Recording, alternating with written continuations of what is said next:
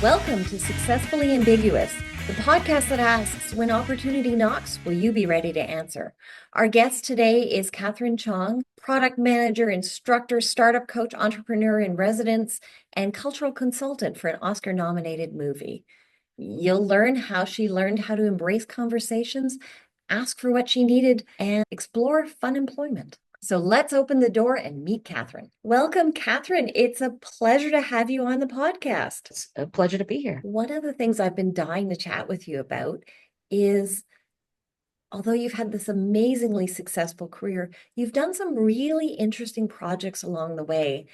And the one that fascinates me probably the most is the 300 conversations you had. Can you tell us a little bit about what you learned when you had conversations with people? I can give a bit more context to that because I think the journey to get there was probably the most interesting. So prior to that was during my sabbatical, or what I have named as my sabbatical. And prior to that, I had worked 10 years at an ed tech company. I was 18 when I started. So I was working in ed tech company, and it fascinated me so much because prior to that, I was in business school. I was studying to be an accountant. And I very quickly found out within like year two of my undergrad that this was not the career path for me. So I decided to go into entrepreneurship or work along people who were more entrepreneur minded. So I was working in a startup. We were growing the business, and I had worked there for 10 years. It was a fantastic place to learn and grow. But one of the biggest challenges in the latter half of that career there was really understanding where I wanted to go afterwards and not having that sort of direction. And also that coincided with the pandemic, where the only thing I had left was really like my job and a lot of free time. And I basically burned out magnificently, where I was in the middle of a one-on-one with my boss at that time for other reasons, just a normal one-on-one. And I just felt the burnout so badly that I had kindly requested if it was okay for me to resign. My boss was very kind at the time. Like he was fantastic. He said, take the time that you need. And then he asked me, like, what are you going to do now? And I said I didn't know. So I had taken a 6 month sabbatical. I really had no idea what I wanted to do. I knew I didn't want to find a job right away. But the only thing that fascinated me, because I had lived a very driven type A classical life of, being a high achiever, I was like, what I've never done with somebody? I've never had a conversation with somebody with absolutely no agenda. That was scary. It was wild. So I thought now's a great time. And during the pandemic, people were gathering online. So I had run into a website called Lunch Club. And I think it's still around, where you would meet a random stranger who happens to also have a free time slot, and you would just engage in a 45-minute conversation with each other. There's no agenda, you just talk. So that's what I had started doing, like within the first week of my sabbatical. And it was the scariest experience of my life. I still remember that conversation to this day. And that was the only time in my like career at that point, or just my whole entire life, where I would just surrender completely to the conversation, where you're just exploring the other person and you're just talking it through. After the experience, though, I got very addicted. I was like, I need to talk to more people. So then I started reaching out to more people on Lunch Club. And I think at that time they had a limit of 6 people you can meet a week. But because I was fantastically fun employed, I had a lot more time to meet more people. So I was like, this is not enough. So I started reaching out to people that I thought were interesting on LinkedIn. So I started like cold emailing them, asking them, like, I think you'd be a very interesting person to talk to. Would you be okay with that? Like, I'm not looking for a job. I'm not looking for anything. I just want to talk. And surprisingly, quite a few people said yes. So then cue the next 6 months of my sabbatical, where I was actually just talking to people, connecting them with them on many different topics. It was a very therapeutic session, and it really helped me recenter from that burnout in a very fantastic way. Well, and I love the way you phrased fun employment, because we've created this, and particularly during the pandemic, people had a lot of time on their hands, except for people who are in education going up into that pandemic where we are moving the entire, a very traditional industry online overnight. The phrase fun employment gives you some permission to embrace it and enjoy. There's some benefits that come with not being tied to a job all day, right? And we sometimes the way we phrase things in our society makes people feel bad about what is a learning experience and a growth experience. And the other thing I really think is interesting about that is that during the pandemic, where so many people found themselves in a very unhealthy way cut off from society, you embraced society and weren't afraid to ask strangers for a chat, which is something all of our listeners should learn how to do, right? So much of building the success you want around you in your career, in your regular life, is not being afraid to ask for what you want or need. What was the most interesting thing you learned from your conversations? Is there anything that you hold with you? So many things. A couple of things that come to mind immediately was about me, because going through that many conversations, you learn a lot about people and their pains as well. And they became, all these individuals started becoming mere reflections of humans and how we navigate ourselves. One thing, which was a very cool experience for myself, was when I had met somebody, and this person was a high-ranking executive at a tech company. And I just noticed the background of his video was something familiar, and I had asked, and it turns out we were neighbors. So we we actually met up in real life. So it wasn't just all Zoom calls. We met up in real life. We went out for a hike through the trail nearby, and I was talking and reflecting about my life. And then one of the things he said to me always stuck to me, which was, you're very hard on yourself. Like, where does that come from? And that moment of reflection really helped me change my perspective about how I want to see the rest of my career in life, where it wasn't so much about being held to a job. One thing he told me was like, he told me that he never wanted to ever work for a boss again. And I was like, I wasn't quite ready for that stage of my in my career, but I did think about, like, why do I have to always make things a chore? Like, why couldn't I start seeing things as something that is fun?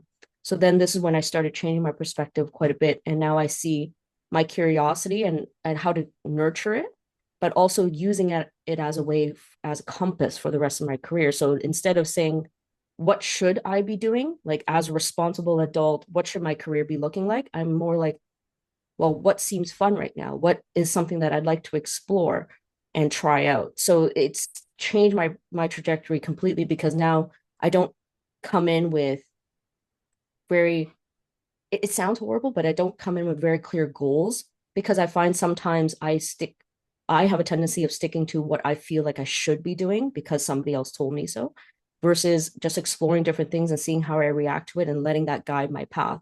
And one of the beauties of that is a lot of the things, a lot of the extra projects that you might have seen me do, those were all guided by just happenstance. I happened to be at the right place at the right time, talking to the right people, but I didn't really have a goal in mind. And one of the best examples was the consulting role I had with Pixar. That was definitely not on the bingo card of things I want to achieve in life, like getting anywhere near Hollywood, but it was something that was very interesting, and it was a project that I quite loved, and I loved everything that it stood for. That Pixar movie, so for our audience, the movie we're talking about is the animated film Red, which is just, quite frankly, my favorite Pixar movie.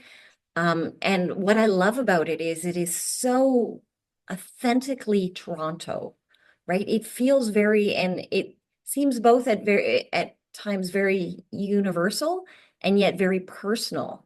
And I understand your role was consulting to make sure that it felt personal. How did you fall into that? So falling into that was primarily, it was a conversation. Somebody had asked, like, if I knew anything about specifically the culture. So Turning Red is a movie about a Chinese girl growing up in Toronto, but specifically a Taishanese girl. So they were looking for somebody with Taishanese who could speak to the Taishanese experience of growing up in Toronto. I happen to be Taishanese, so I said, yeah, like at this time, I didn't really understand the details of the project. I didn't know anything at all, just that it was some sort of film. And then that later on turned into learning about that it was for Pixar. So definitely didn't try out or did any traditional like audition process, but it was totally surreal from end to end. And it was a great lesson. I particularly have a background in product management, so I think of a lot about like companies and the products they push out. And it's very interesting to see from that perspective the product development of a movie, which was very interesting. This is not like any secret. That movie went through 8 iterations before you saw that final version. So if you can think about how rigorous the process is over a 4-year journey, how they must have to like deconstruct that movie every time they get feedback to get to that final product that you got to see. It's a it's quite inspiring and a great lesson to the type of products that I primarily work on, which is software. So I really loved that. People don't think of movies as product or art as product, but it is. I come from to what I do now as from originally being an artist. It is a product. One of the projects you jumped into with us was launching the first product management program at an academic institution in the country, which was very exciting. I love how something you said, I think it was on our first meeting, was that you fell into product management by accident.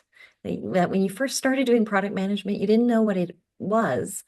Tell me how you got there. So that was within my first 10 years working at that ed tech startup. And I was head of content at the company at the time. So I was in charge of acquiring content and making sure the quality was fantastic. So I was doing that work. And one of the things that I started thinking about was how to leverage the actual product, the software platform we were operating on to encourage that behavior to get more content that it was better quality. So I started doing some things that were actually product management because I started working with the developers and designers and some of the ideas of how I can make that experience better for the people who create content on our website.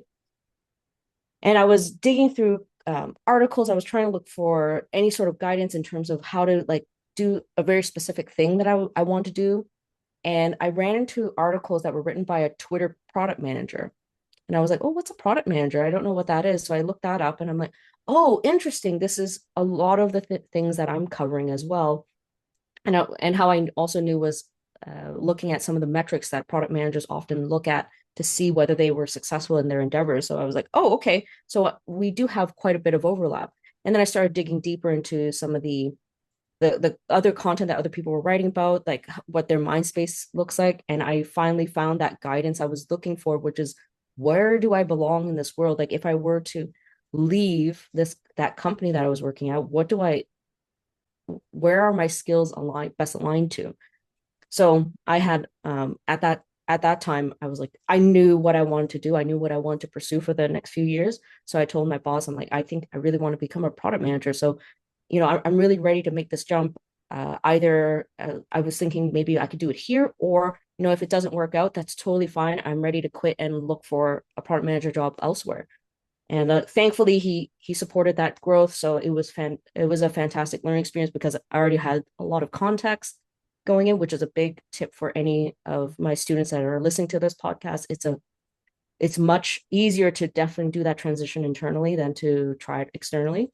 So I had that growth environment there and got to explore product management inside of the company that I was already at. And you're coaching now other people who do startup Yeah. projects. Um, so this brings me to a question that one of our listeners has asked. How do you know when it's time to make that leap into something new? How do you know when it's time to ask for whether it's internally or externally? It sounds like you've had some really good discussions with your former employer, and now you have discussions with I know you're developing software now for seniors care. How do you know when it's time to make that leap into something new and exciting? Okay, as a person who now leads with curiosity, I just let that take like instead of I let curiosity take the wheel completely, where if it's remotely interesting at all, I just go for it. That's how I live my life. It's a little bit wild for some people because I have told people this is how I operate. So what I tell other people, one of the things that I would use as a test is whether you, I call it the curiosity test. So whenever you're going through the job search process, for example, if you cannot come up with a whole portfolio of work that you can imagine yourself doing at this company based on what you know about their problem space and what they're working on, then probably this is not the place for you to really thrive in.